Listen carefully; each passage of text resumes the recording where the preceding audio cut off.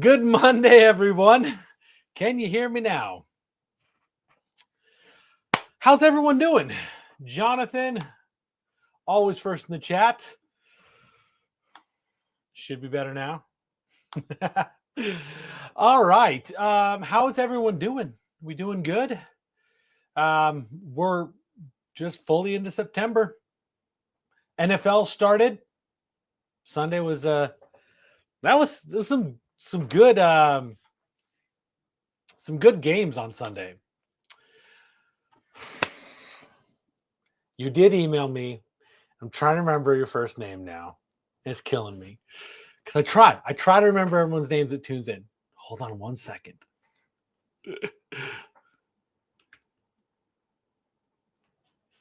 Carl. I'll remember it from here on out. All right. So, NFL games were pretty good yesterday. Cardinals won. They're my team. But I tell you what, that Bills-Ravens game was crazy. Some great football action happening this weekend. Also got some stuff done around the house. Finally recovering. They did indeed choke in an epic fashion. But you're also going against Josh Allen. That dude's friggin' amazing. Anyway, so this week, kind of probably a bit of an abbreviated live stream because I do have a flight to catch to Kentucky. I'm going to Kentucky for about 4 days and then headed off to Miami for a couple days and Orlando for a day, and then I'm back home. So next week's live stream will be on Tuesday, not Monday like we normally do it, but I'll still be back on as always.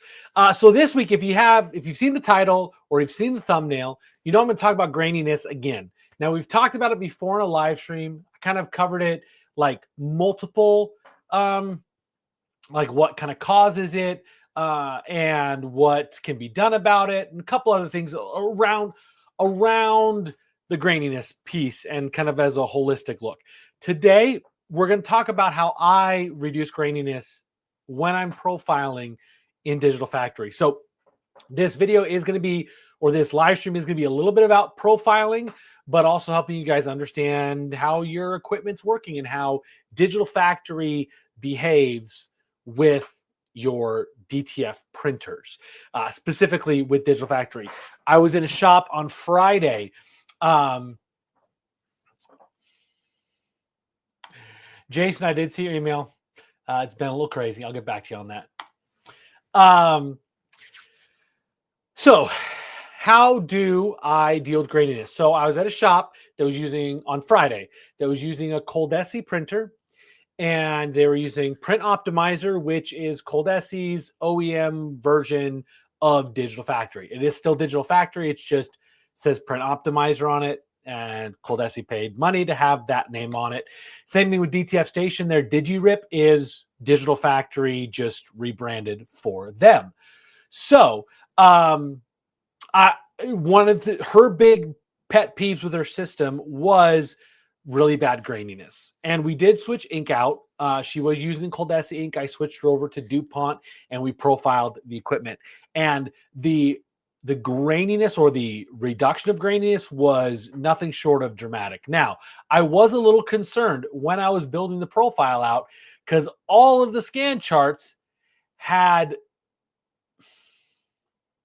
a lot of graininess. I was very concerned it wasn't helping a ton or that there was a major issue with the printer. But once we got done with all the profiling stuff, it looked great. So this is a little like side note. If you're profiling, you see graininess on your scan charts, don't freak out. It'll be okay. I promise. But anyway, so how do I profile with Digital Factory to reduce that graininess? Now, I do not use the profiling wizard, like the full print mode creation option. I do not use it. I think a lot of the steps in it are not helpful or confusing. Specifically, the very first steps of the, not the white. First step is the white, but the step of rough ink limits, I think, is really hard to understand what's actually happening. And then Digital Factory did go and add another step after the rough ink limits to change the variable dot setup for different colors.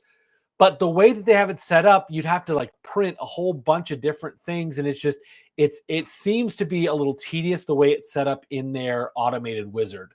So when I profile with Digital Factory, I am not using any wizards whatsoever. I am using my own little workflow, which you guys will get. And I actually had a couple people ask me about this, which is part of the reason I'm covering how I profile. Now, I use an X-Rite i1 Pro 3 for all my profiling at this point. However, if all you have is a Nix, it'll still be better. And these steps should help even the Nix profiling be better. The difference with a Nix Mini or something like that versus the i1 Pro 3 is the i1 Pro 3 has a lot more sensors in it. It's going to give you a lot more accurate readings. The readings with the Nix will be okay, but they will maybe not be as precise as a higher end spectrophotometer. Even the Nix that I have is the Spectral L, and it has more sensors in it than the Nix Mini. It's also like $500. So just be aware of that. If you are going to do it with a Nix, you still need to be very, very tedious in your processing and your steps. But let me, before I go over into Digital Factory, there are specific test images that I have created for this particular workflow, and they are on my website. The link is in the description below. The link is in the description on YouTube. If you are on, if you're watching on LinkedIn, you'll have to probably pop over to YouTube to download or to find this link.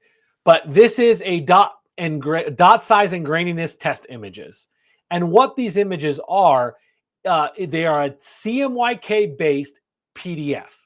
And it's that way on purpose. So this first row is cyan at 20%, 40, 60, 80, and 100. Same thing for magenta, yellow, and black. And because I've made them as a CMYK PDF, when we're in Digital Factory and I turn off all of the ICCs, it prints out the printer's output. So basically it's like on this one, it is just outputting 20% cyan. And that's all it's sending from the printer. There's no mixing, nothing's happening. This is a combination of cyan and magenta at 20, 40, 60, 80, and 100. Same thing here, but we're magenta and yellow, 20 through 100, cyan and yellow, 20 through 100. And then this is CMY. So all three of these colors, 20 through 100%. So we've got a couple different ways we're looking at the image when it prints. So let's pop over to Digital Factory. So download, go here. It is a free download. Do the name your price. If you want it for free, just put 0 in. If you want to support what we're doing on the channel, put whatever you want in there. But you can download it for free. And it is PDFs. Do not convert them to PNG. It will mess up this process. So you need to use them as PDFs. So in Digital Factory, and I just realized my mouse wasn't showing. My mouse wasn't showing 20 through 100% cyan, magenta, yellow, black, 20, 40, 60, 80, 100. My mouse was on my screen, not on your guys' screen. Whoopsies. Anyway, all right, back over here in Digital Factory. So the first thing we need to do, actually, I'm going to, give me 1 second. I'm going to swap this so it's down here. Moving my monitor setup around a little bit. All right, so go to your printer, whatever it is. Again, I have a lot of printers loaded on here because of all the different work that I do. But I'm going to go to my printer, devices, manage print modes. And I'm going to start with a baseline of one of the profiles that I use on a regular basis so that I'm not like dramatically changing any like baked in, like the resolution, pass count, stuff like that. I'm going to use whatever print mode I'm normally using. So in this case, I believe I've been using this one. So I'm going to right click on it. I'm going to say copy it. And this one is going to be like, let's just call it, whoops, wrong printer, wrong keyboard, Jeremy. Live stream graininess. Okay. So we're going to click OK. Now, double click on this new print mode that you're making. And we're going to go into processing options. Now, these are my white underbase settings that have been preset for profiling. I tend to like to run the white under a little bit lower and then press on white shirt or on white paper. Yes, I actually do most of my profiling on white paper because I haven't found it to be any less helpful than pressing on a white shirt. But anyway, so I do like to run this a little lower. So just for the profiling piece of things, I'm going to go down to 30% underbase. I could do 30, 40, just something lower. And all these options are going to be kind of already preset, except I made a print mode. Why did I pick that one? That's silly. Whatever, we'll go with that one. Now, here's what you need to do. You need to get rid of your linearizations. So we're going to use cyan, reset to default, magenta, reset to default, yellow, reset to default. Basically what we're doing is we're getting this printer to print like in its rawest form. So I want to get rid of any curves that are in there. Max ink. Now, this is a piece that depending on who I talk to or who you talk to, ink limits are a concern, but for the way that I've been doing this, I run my ink limits in here or my max ink pretty high, and then I'm letting the dot configuration, some other things kind of reduce the amount of ink that I'm putting down. So to each his own. I generally am doing this in like the 360 ballpark. And again, this is mostly from just like trial and error testing. 280 does produce a lower overall ink limits, which is probably what I would do if I'd use the wizard. But I've found that I'm getting good results, and they look clean, they look nice and saturated. I can get really bold colors. So generally I'm in like a 360 range for most machines. Now, I haven't done it on this one yet, so I'm not sure on this one, but most like i3200s, that like 380 is a pretty good number. Now, ICC profile, disable. Now, if you're running Digital Factory 10, they have sunsetted that software, so they're not supporting it at all anymore. If you do need to upgrade from Digital Factory 10 to 11, you can purchase that on the website as well, and then I can get you connected with that upgrade. It does take a couple days, but just be aware. Anyway, Digital Factory 10 doesn't have this disable. You have to like uncheck everything. So I'm going to just disable ICC. And variable.setup, I'm going to start out with A1, and this is how I'm going to set it. This is how I'm presetting everything. So the things you want to make sure are set properly is you want to reduce your white underbase a little bit. Make sure your printer options are right. Flatten out all of your, like get rid of all your linearization curves. We would just want a straight line. We want raw stuff coming out of this printer. Max ink, set it at around 360-ish, give or take a bit. If you feel like there's tons of flooding going on, there will be a little bit, but tons of flooding going on, then back it off a little bit. Make sure you disable your ICC profiles. Like this is critical. Disable your ICCs. And then the variable dot setup, we want the CMYK to be small, medium, large dot A1. And sorry, I didn't do this. We want white to be large dot only. There's no need to do small, medium, large dot on the white. It can be large dot only and be totally good. And it's going to give you a little more consistent behavior when you change your percentages. I hope that makes sense. So I'm going to save it. I'm going to close it. I'm going to come in here and I'm going to set it at live stream graininess is my kind of default print mode. And I'm going to bring in those images that I picked up off of colorgamutconsulting.com, which is going to give me my, where are they? Grain and dot. There we are. A1 through M1. Now, I'm guessing most of you figured out why I have them labeled A1 through M1, because we're going to test those different variable dot setup configurations.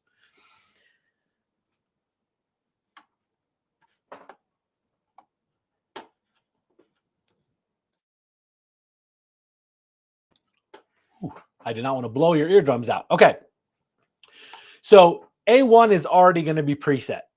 We're going to double click on it just to check, but we're going to see that the we want to just make sure that all of the settings are what we preset them to when we did all those steps before. Just verify the ICC profiles off. The variable dot, we've already set this one A1. You don't technically have to double click on it, but I like to double click on it just to make sure that the ICCs were turned off. If the ICC is not turned off, it's going to screw all of this up. So basically, I'm going to go through each one of these, A1 through M1, and I just need to go to the variable dot setup and change it to C1. And double click and go to E1. And so on and so forth. Let's see. Let's go through the rest of it. So basically, what happens in the wizard dialog is it's just giving you the three colors or the CMYK overlaid on each other and having you figure out which one looks the most consistent without it being muddy. The problem is, in my experience, is that what looks good for cyan and magenta doesn't look great on yellow and black. So what I've found is that yellow and black, specifically black, wants to be a lot higher or a lot larger number to get less graininess. And you'll see it when you print these up. There's noticeable graininess in the 100% saturation or the 100% of black of K, up until you hit like the higher end of the letters. And if you only do one setting, you wouldn't do those higher end settings with the cyan and magenta because they look muddy. So let's go to M. Whoops. Now, you'll notice I'm skipping. I'm skipping B, I'm skipping D, I'm skipping F, because the difference in them is often very subtle. And so I have found that just skipping these, like these gross changes, are sufficient for what I'm trying to do. Let's do this. Let's auto nest, turn off auto nesting. We are on layout, manual layout. Okay. You can tell I've not used this print mode before because it's got none of my settings on it. All right, let's rip it and we'll print it. So basically that original, the wizard one, was just 3 big blocks of the colors mixed together, and you just picked which one was muddy, or basically which one was muddy and then backed off a little bit. So that's what that step is in the profiling or print mode, full print mode creation wizard, is you're taking those different variations and finding the one that looks muddy and then bringing it back from it. And what I mean by muddy is it stops looking like color. The orangish red kind of starts to look a little more like dirty. That's the best way I can explain it, is it just all of a sudden stops looking nice. But what I'm going to show you on this, and we'll print it up and I will show you guys on camera as best I can. As y'all know, camera doesn't always work flawlessly for representing, but let's print this anyway.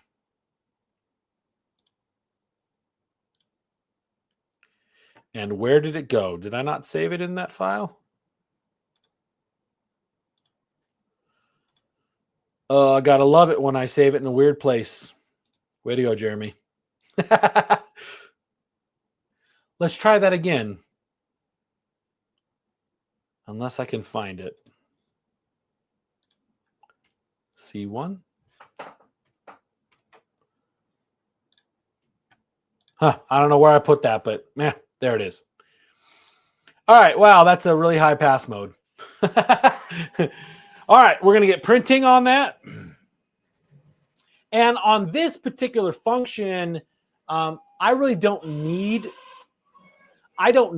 to cure it and press it on a shirt. If it makes it easier for you to see what's going on, you can do that. I haven't printed since the weekend, and I actually did a lot of printing over the weekend. Let's see. Let's zoom in over here.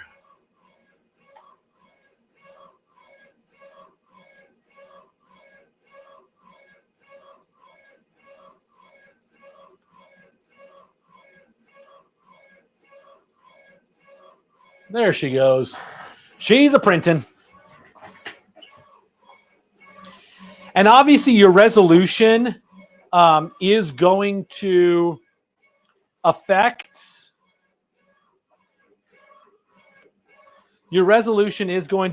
like how much ink gets laid down. So you might find that one of these is like way too much. So obviously you're not going to use that setting.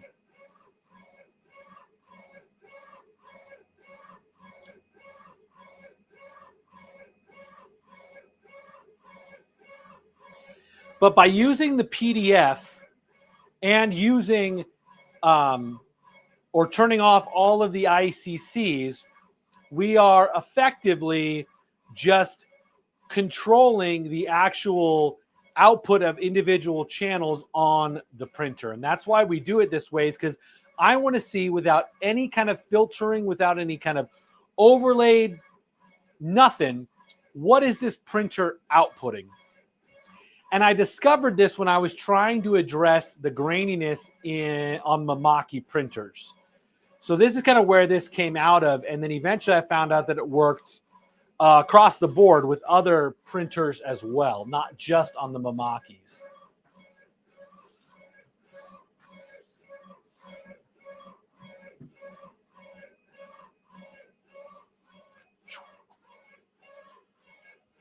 Swap back to that camera so you guys aren't shaking all over the place.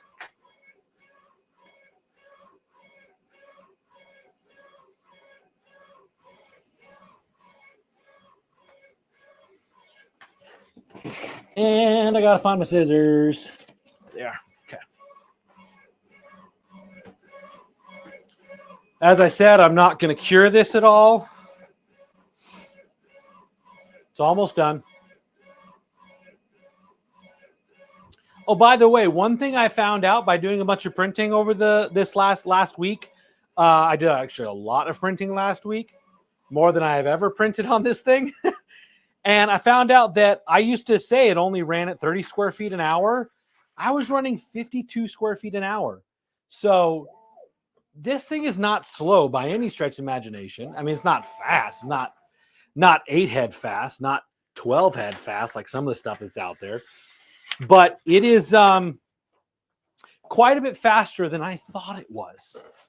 So big shout out to DTF Station, sponsor of this YouTube channel and these live streams. Yeah, that Prestige R2 Pro is pretty quick, 52 square feet an hour. Now, I think I get more speed out of it if I optimize the print mode for speed. I'm going to play with that a little bit. Matuba, long time no see. First of all, hello. Faster than your 2-head? I mean, this is a 2-head. It's a 2-head i1600. But most 2-head i3200 should be running closer to 70 to 90 square feet an hour, if not a little faster than that. But interesting.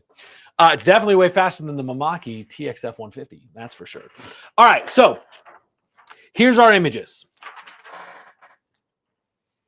Now, I don't know if this is going to translate well. But looking at this, so The squares that I'm most concerned about are the 100% squares. Now, obviously, I've got the lower amounts to kind of see what's going on. But if you look at this one, this black is not like a good saturated black. So first, I kind of look at each individual one and I go, okay, where am I seeing like good saturated color? See, these are starting to get kind of muddy. It's definitely not translating on camera. It's definitely not. I wish there was a better way to do this. But these are definitely muddy. So I think the cyan and magenta, and oftentimes I use the same value for cyan and magenta. I really like the way, I think I like the way G is looking. E, F, G, yeah. So I think I like the way G is looking. Now, E looks all right. So I'm looking at this 100% range, trying to see where that muddiness is. But then I do want to look here. See how this like E is like almost turning into like a purplish black. That says to me I might be pushing it a little too hard. Generally, I want to push like go muddy and then back it off a hair. In my experience, I would probably pick E for the cyan and magenta.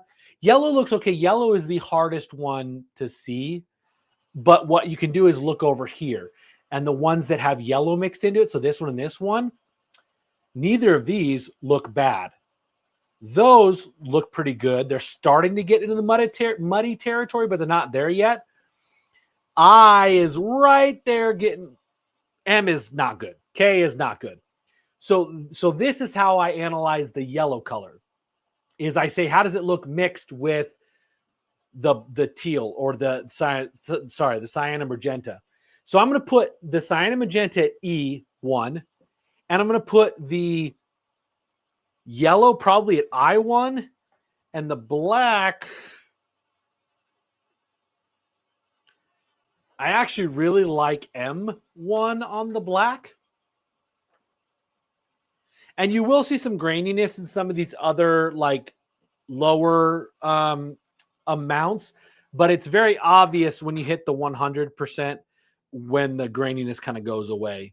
But so I like E1 on cyan magenta, I1 on yellow, and M1 on black. Now, there are other, like there's an I2 through 7. We're not going to worry about that. That gets into like way too much the weeds. So now I'm going to go back to my PC and back to Digital Factory. Remove that. And I'm going to go to Devices, Manage Print Modes. I'm going to double click on that print mode that I'm working in or have made. And I'm going to go into the variable.setup and I'm going to create, let's see, I want 4 because I have 3 different ones. So cyan and magenta are the same. Yellow's on its own. Black is on its own. White is large dot only. So I said that cyan and magenta were E1, sorry. E1. And then number 3, which is yellow, I said was I1. I1. And my black, which is number 4, is now going to be M1. That's it. That's how I do it. Now, instead of using the full print mode creation wizard to do all the other steps, I'm going to do them manually. So now I'm going to do a linearization. So I'm going to click on my print mode. And if I have the print mode creation or the profiling add-on, whether it's the light or the full one, the light is if you're using a Nix, the full one is if you're using an X-Rite. Let's see, actually, can I do a SpectraL? I can, sweet. I've not actually tried to profile with a SpectraL before, and I'm not going to profile today. I don't have time to go through all of that.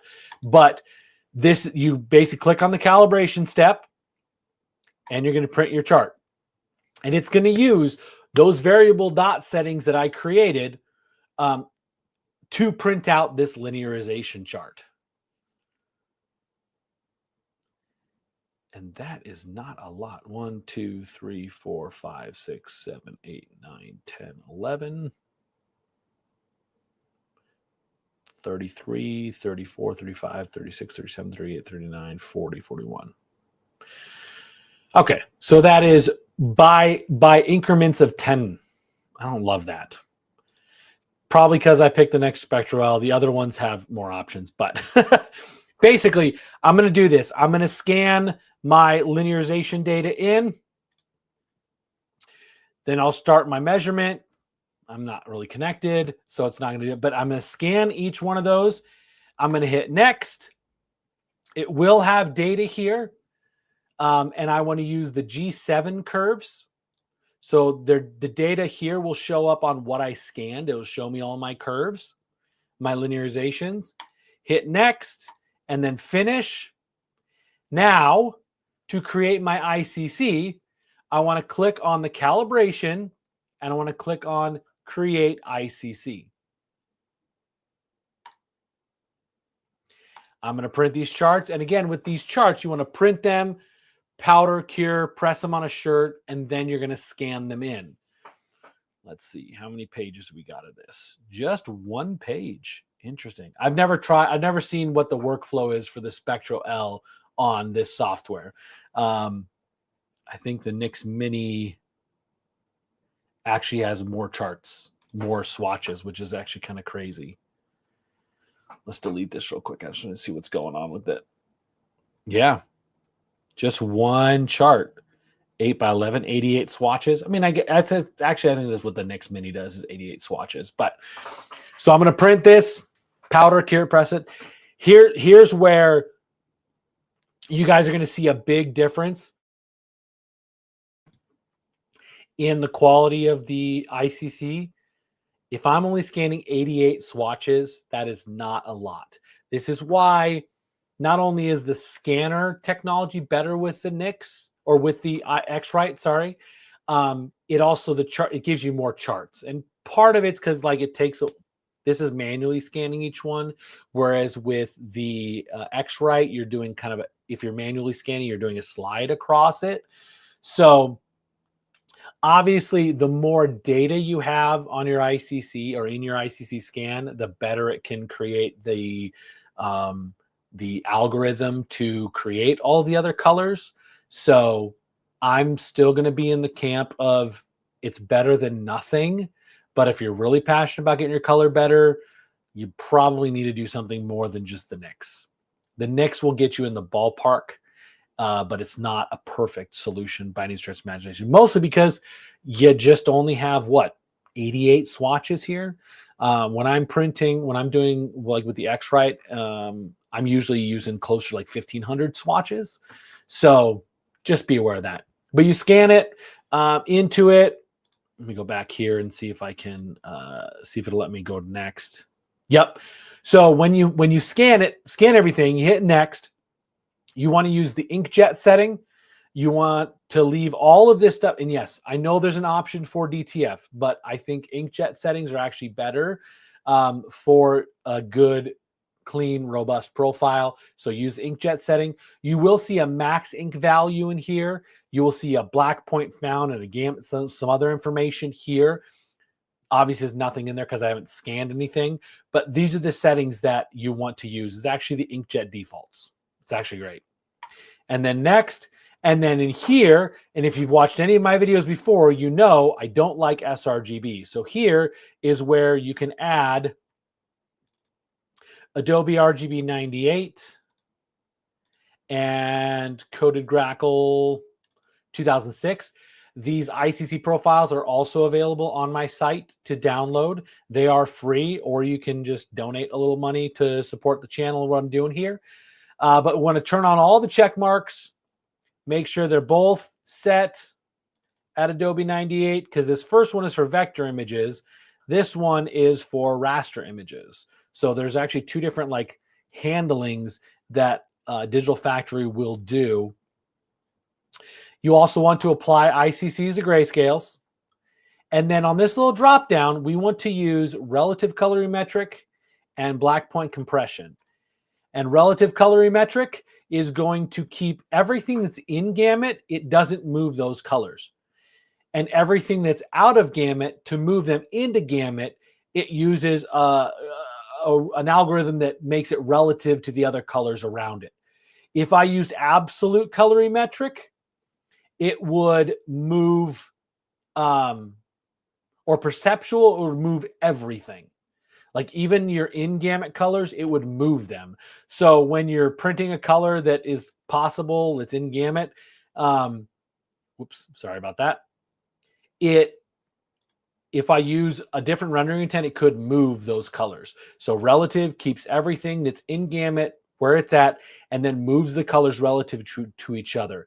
Absolute colorimetric tends to keep the stuff that's in gamut where it's at, and out of gamut stuff, it moves it with a different kind of like mathematic algorithm that doesn't keep things relative.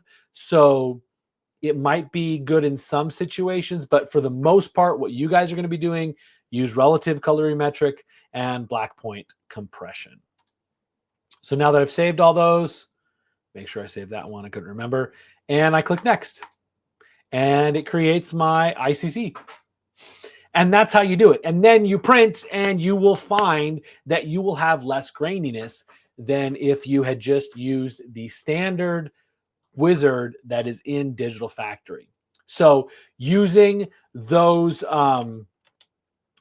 images, those PDFs that are on my site, is the best way for you to test the different variable dot settings easily. Like I said, with the wizard, there is now an option to make some different changes, but I think it's hard to see what's happening when you don't have them all printed on one sheet like I just did right here. And as a reminder, don't change it to PNG. Use it as a PDF. Using it as a PDF and turning off the ICCs will force the printer to print out, basically functioning like a spot color, but it's going to print out the printer's CMYK value. I hope that makes sense. But that is how I've gotten a lot of machines to be less grainy while still using Digital Factory. And it was pretty dramatic in the shop I was in on Friday. I think it was also helping that we were using DuPont ink with it. And I did notice something. I don't know if you guys caught this, but there is a new film from DTF Station, the Quick Glide 3. Actually, it's what I'm using right now. I just ran out of my Quick Glide 2 and I added the Quick Glide 3. But I'd also heard some rumblings that there's a new ink coming out from DTF Station that's supposed to be like a 10% bigger gamut, I think is what they were telling me. So I'm supposed to get some of that to test soon, which should be fun and exciting. I think that they are not releasing that till like Printing United, I think. But it's interesting to see it already in the in Digital Factory. So one of the things that DTF Station does, which is why I love working with them and why I've chosen to partner with them, is they build print modes specific for their machines. They ICC profile in-house. So if you use their ink and film, they've got an ICC profile for it. And when they change their film, they update all of their drivers to have the correct print mode. So it prints correctly. It prints right. They're the only company doing that.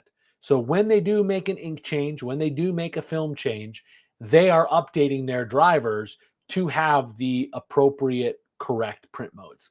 So love working with DTF Station. I will be at their booth at Printing United on Wednesday and Thursday. So if you guys are going to be at Printing United, I will be at the DTF Station booth Wednesday and Thursday. I'll be chatting with people, demoing some equipment, shooting some videos with them, I think, all sorts of fun stuff. But I will be there. So please come out and say hi if you're going to be in Orlando. I think Printing United is a huge show. because everybody's there from every print discipline that exists. Whereas like impressions is all garment decoration. So embroidery, screen print, vinyl, DTG, DTF, all the garment decorating stuff. Printing United is like everybody, like anything that has to do with print in the industry. So I'm going to be attending, there's a G7 little summit get together before the event on Tuesday. And then Wednesday, Thursday, I'll be at DTF Station's booth. And then Friday, I'm going to be kind of walking the show floor. So I will be there all 3 days. Come say hi. Come hang out a little bit. I can show you. I know DTF Station is going to have some new stuff at the show. Some of their new printers have like touchscreen stuff. They've got some other cool little add-on things that they are bringing to that show. So it should be quite a bit of fun. Yeah. So I think it's going to wrap it up for today's live stream. If you guys do have questions, drop them in the chat. I'm happy to answer them. But like I mentioned, I am headed out to Kentucky here in just a couple of hours. Gonna head over to the airport and make my trek across the east. And we're doing an Eastern Seaboard little tour. So I'll be in Kentucky and then Miami and Orlando area and then back home. So next week, Tuesday, live stream on Tuesday, not Monday next week. So just be aware of that. And if you do have something that comes up, feel free to shoot me an email. When I am in shops profiling, I don't tend to respond as quickly because I'm at a shop. I'm focused on getting their stuff dialed in. And this first shop I'm going to, I'm there for like 4 days because we're trying to get all of their machines printing the same. And that is not a quick task by any stretch of the imagination. So, anyway, yeah, appreciate you guys tuning in. I hope this helps clear up some of the questions about some profiling stuff. Because, like I said, I've had quite a few people ask. Because if you're welcome, Matuba. If people often, I was actually at a shop in Chicago this last Monday or Tuesday. And they were referencing a Nix profiling video I made back when I was at Superstore. And I said, I'm sorry, that's probably wrong. And I realized I really need to update like on that process. So when I do get back from this little road trip, I am intending to be in the shop in here filming some stuff. I've got a bunch of content stuff that I want to make, but also stuff that I need to make. So, yeah, let's see. Got to work on my ink bottle placement. Well, no, what I need to do, let's be clear. DTF Station, they're already sponsoring. And that's actually not even ink anyway. That's a cleaning solution.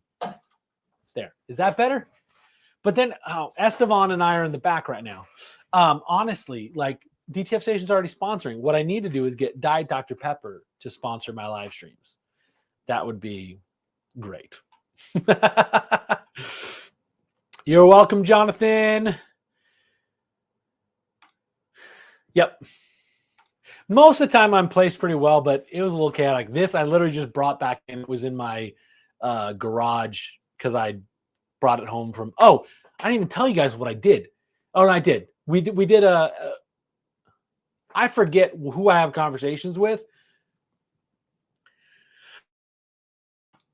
All that printing I did. I did a t-shirt bar for the music team at my church. And I printed a bunch of graphics and brought a bunch of shirts and then let the people, the team members from the music team at church, they created their own shirts. So I brought my heat press with me with the stand and set it up and then brought a bunch of transfers and a bunch of shirts and they did a t-shirt bar thing. So a lot of fun. I can see why people like doing that and I can see where it can be very, very lucrative. It was not because it was my church and so I donated all of my time. But but I can see how that's a really great option at like a festival or like a sports like tournament or something like that. It could be really great. And it was super, super easy because literally all I brought was just that heat press with the stand and just set out all the transfers on the table and let people make their own shirts. It's a lot of fun. I've got some video of that. And I'll probably share that probably on short form content in the next couple weeks. But anyway, that's it. Y'all have a great rest of your week. I will be enjoying the Eastern time zone for the next week. And we'll see you guys back here next Tuesday. And again, thank you so much for tuning in. I appreciate you. And we'll see you later. Bye.